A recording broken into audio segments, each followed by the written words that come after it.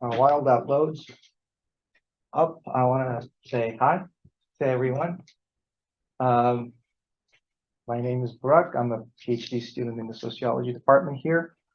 I'll be talking about Portuguese Seaborne Empire and colonial expansion and in transition from feudalism to capitalism.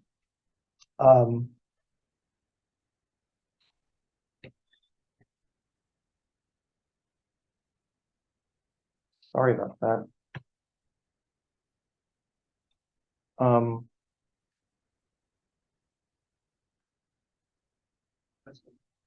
Oh, that's good. Okay, good. So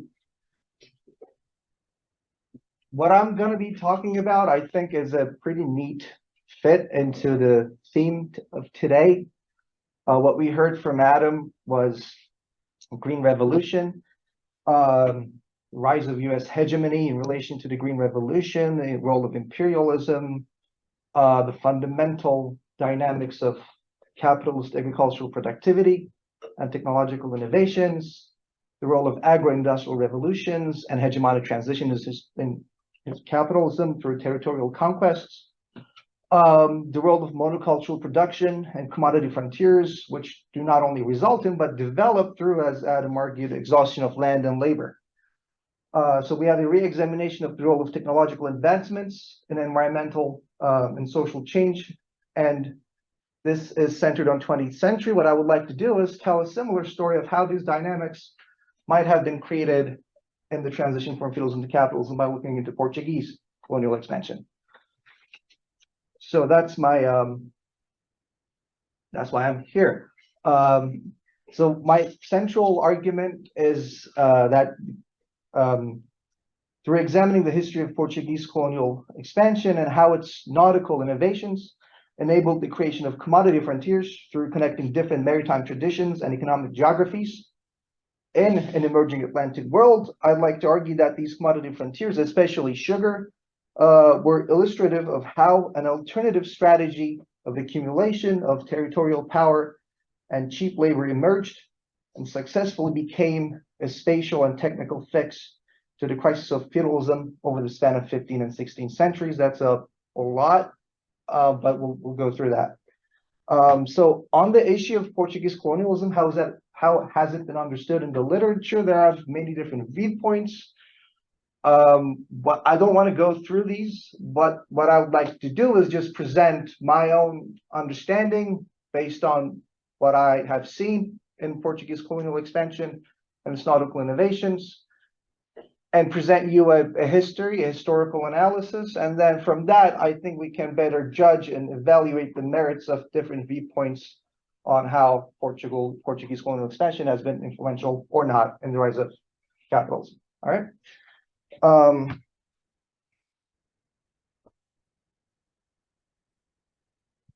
What a millennium. Okay.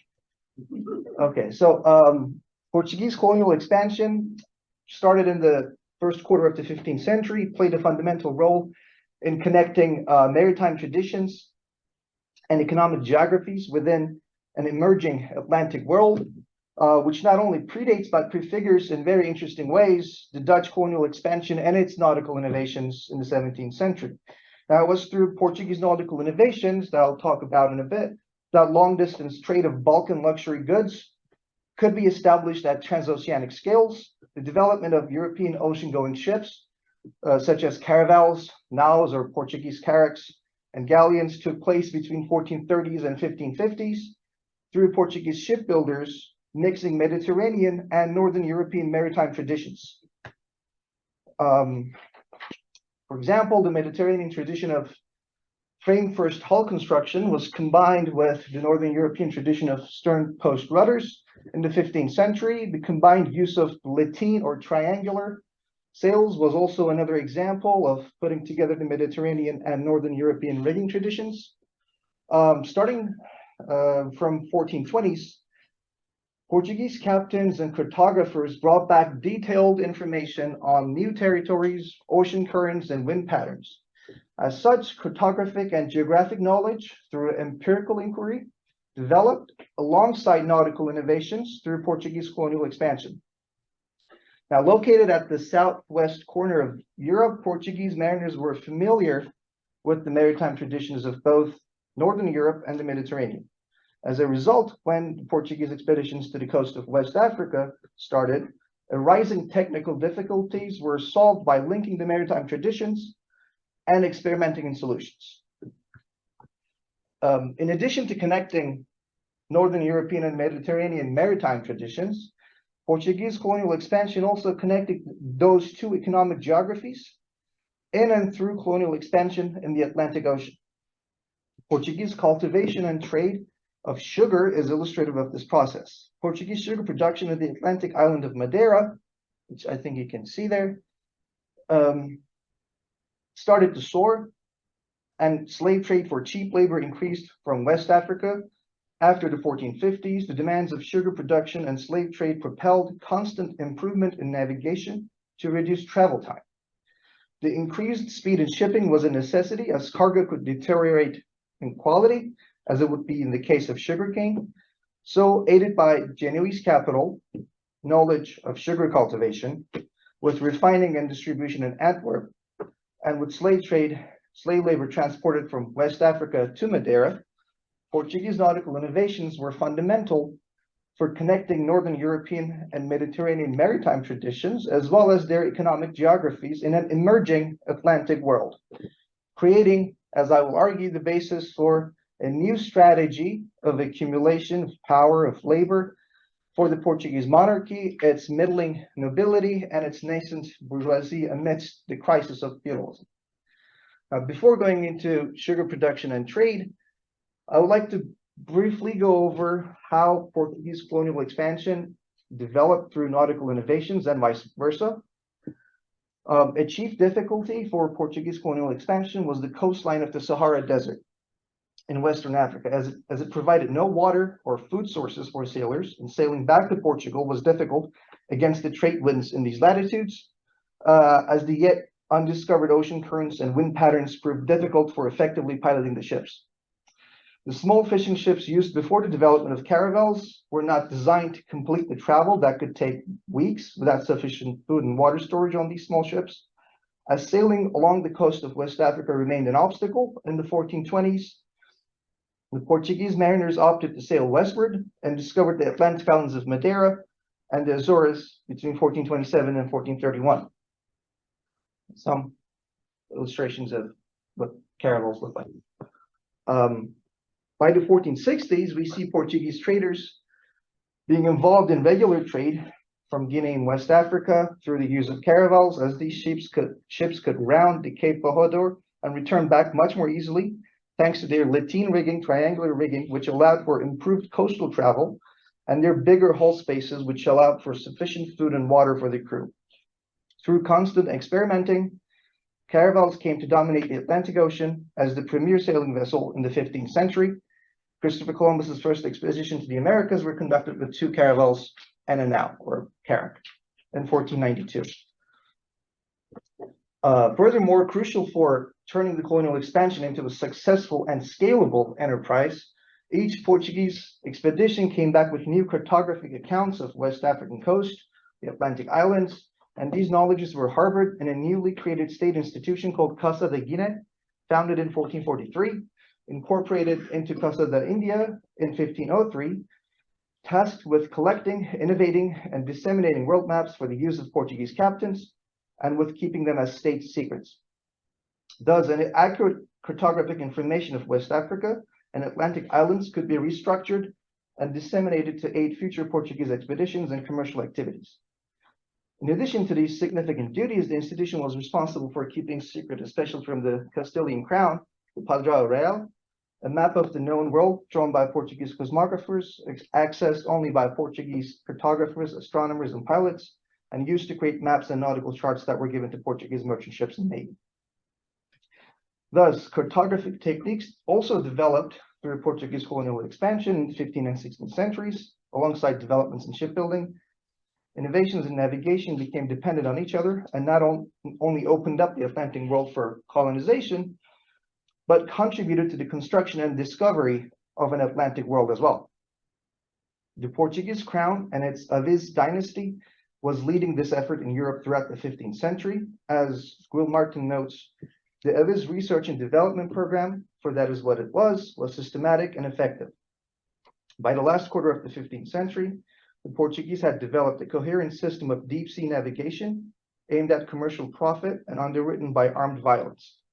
It was based on experimentally derived knowledge of solar and stellar navigation, superior nautical charts, ships that could reliably traverse the broad reaches of the Atlantic and serve as effective gun platforms, and steadily expanding geographical knowledge, not least the wind patterns and currents of the Southern Atlantic. So the westward exploration into the Atlantic Ocean allowed the Portuguese sailors to discover Volta do Mar, the wind patterns of the North Atlantic gyre. The discovery of the trade winds and westerlies transformed oceanic travel into a predictable and comparatively safer enterprise than before, and as such enabled Portuguese mariners the ability to travel all around the Atlantic Ocean. Indeed, the discovery of Volta do Mar, alongside the development of caravels and Portuguese carracks, enabled sailing regularly between Atlantic islands, coast of West Africa, Western Europe, allowing for the development of colonial production and trade of sugar, of slaves, gold, pepper, iron goods, and cloth, and everything else in an emerging Atlantic trading route. Description of the westerlies and trade winds. The Portuguese monarchy, through its colonial expansion, increasingly concentrated to obtaining revenues from taxation and overseas agricultural production and trade to tackle the crisis of feudalism.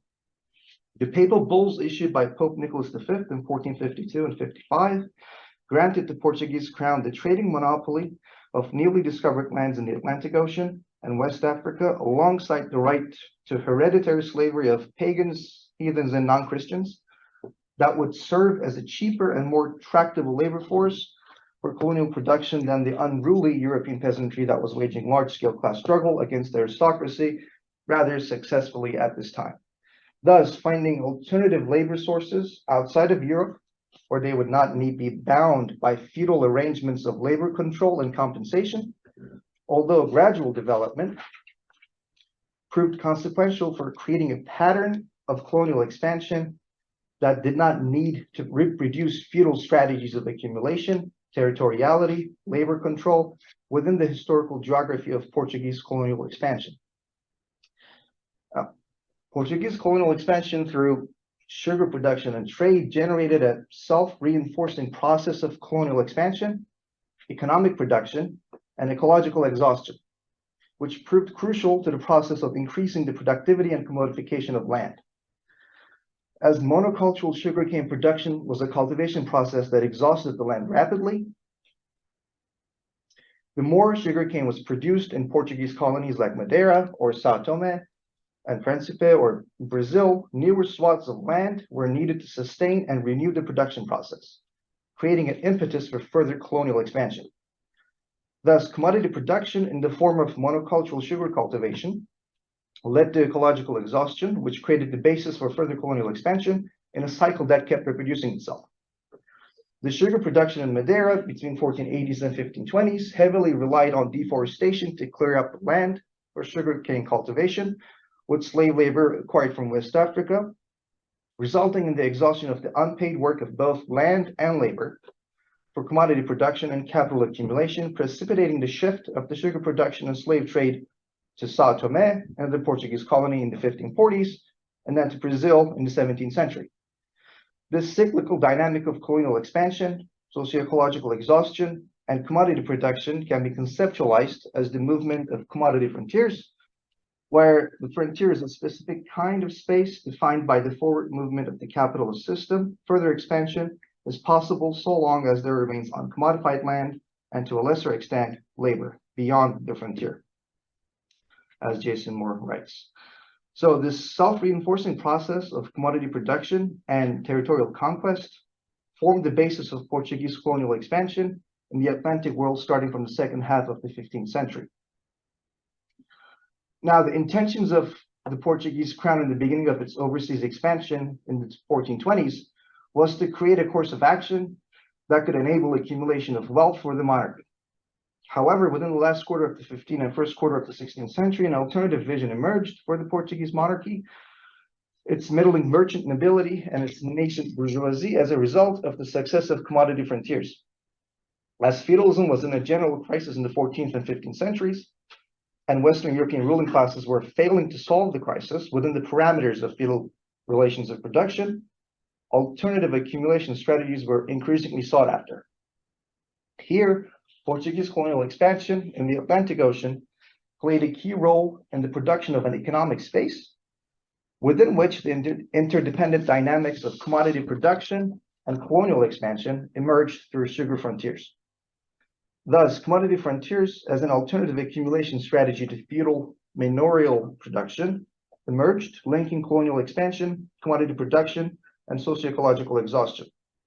It is important to reemphasize that in linking the dynamics of colonial expansion and socio-ecological exhaustion with ever-expanding sugar production, Portuguese commodity frontiers were not reproducing medieval socioeconomic arrangements, but alternatives to it. Commodity frontiers could not be easily constrained within feudal social relations of production, as they were not formed within the social geography of feudal Europe, but at the frontiers of an expanding Atlantic world amidst the crisis of feudalism. This alternative accumulation strategy through commodity frontiers took hold within the historical geography of European colonial expansion in the long 16th century, making Portuguese colonial expansion constitutive of the transition from feudalism to capitalism. The role of Portuguese nautical innovations in the creation of commodity frontiers has implications for how we conceptualize the role of technology in social and environmental change. Economic production in commodity frontiers is at the same time a process of ecological exhaustion and social reproduction, which results in new relations of production to emerge through Portuguese colonial expansion. Now, if we are to understand capitalism as a mode of production that is based on the drive for endless capital accumulation, we can see this starting to play out in sugar frontiers in the Atlantic, where endless capital accumulation becomes linked with endless socio-ecological exhaustion through the creation of ever newer commodity frontiers. This can lead us to re-examine how the reciprocal relationship between society and environment has been conceptualized thus far on the topic of the rise of capitalism. As nautical innovations were quickly copied by other maritime European states and supplied them the technical capacity to be able to pursue their own colonial ambitions, colonial expansion through commodity frontiers ended up generalizing gradually as a potential way to overcome the crisis of feudalism, not only for Portugal, but for the rest of Europe as well in the 16th century. Thus, the importance of Portuguese commodity frontiers and nautical innovations with the transition from feudalism to capitalism lies in them becoming a spatial and technical fix to the crisis of feudalism through linking commodity production and territorial conquest for Western European ruling classes. Portuguese sugar frontiers in the Atlantic Ocean and the rounding of the Cape of Good Hope, opening a sea route to India in the last decades of the 15th century, incentivized the Spanish kingdoms to concentrate on colonial expansion as well, extending upon the nautical innovations and productive activities of Portuguese mariners and merchants. The diffusion of commodity frontiers as an alternative accumulation strategy within Spanish colonial expansion took hold as well. To conclude, the shift towards capitalist commodity frontier movements signals a key moment in the transition from feudalism to capitalism in this period. It is worth re-emphasizing that sugar plantations in the Atlantic world constituted an alternative strategy for accumulation precisely when feudalism in Europe was in a systemic crisis, and solutions within the parameters of the feudal socio-ecological order were failing at maintaining the feudal status quo. This is why frontiers are essential to understanding how the process of a transition from the crisis of feudalism to the rise of capitalism started, as they opened up a potential developmental trajectory out of the crisis of feudalism as a strategy of accumulation of territorial power and cheap labor that was not constrained by the social geography of feudal relations of production. This feature, more than the other consequences of Portuguese nautical innovations and colonial expansion in the Atlantic world, is what I want to underline regarding the role of Portuguese colonialism and nautical innovations in the transition from feudalism to capitalism. The creation of an Atlantic world economy through commodity frontiers and the technical and commercial infrastructures necessary for sustaining and expanding such commodity frontiers associated most with sugar and silver and slavery was to a large extent possible as a result of Portuguese nautical innovations and colonial expansion. So that's me. Thank you.